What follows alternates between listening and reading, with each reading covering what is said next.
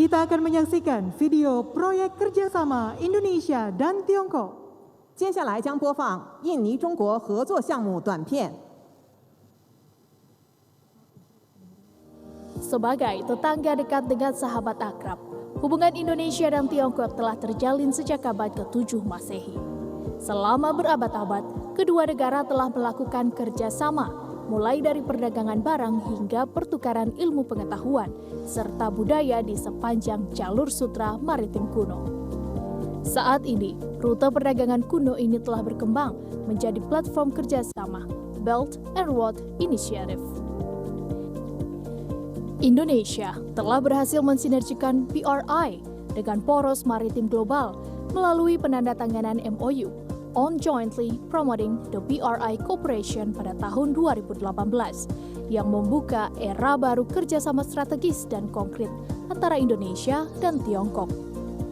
Selain kereta cepat Jakarta-Bandung yang berhasil dibangun tahun depan, kerjasama koridor ekonomi komprehensif regional tengah dikembangkan oleh kedua negara, yaitu Sumatera Utara sebagai hub ekonomi dan bisnis untuk ASEAN, Kalimantan Utara sebagai hub energi dan mineral, Sulawesi Utara sebagai hub ekonomi lingkaran Pasifik, dan Bali sebagai hub teknologi dan ekonomi kreatif. Keempat koridor tersebut memungkinkan Indonesia mengoptimalkan sumber daya alamnya yang melimpah untuk mengembangkan industri mineral berkualitas tinggi. Hub-hub ini juga menyediakan ruangan bagi institusi yang baik untuk penelitian ilmiah dan pelatihan akademis, khususnya kampus Tsinghua Southeast Asia Center yang baru saja diresmikan di Bali yang akan berkontribusi pada implementasi inisiatif pembangunan global di kawasan kita.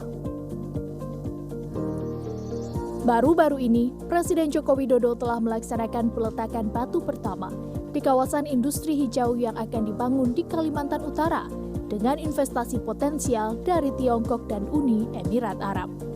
Kawasan ini akan menyerap lebih dari 60.000 tenaga kerja melalui industri aluminium, petrochem, polisilikan, serta pabrik baterai. Itu tadi uji coba atau operation of trial dari kereta cepat Indonesia-China yang rencananya akan beroperasi di tahun 2023. Seperti yang disampaikan oleh Menko Kemaritiman dan Investasi Luhut Binsar Panjaitan, ditargetkan pertengahan tahun 2023 proyek ini akan rampung dikerjakan. Proyek dengan panjang sekitar 142,3 km akan menghubungkan Jakarta dengan Bandung dengan jarak waktu tempuh yang cepat hanya sekitar 40 menit saja.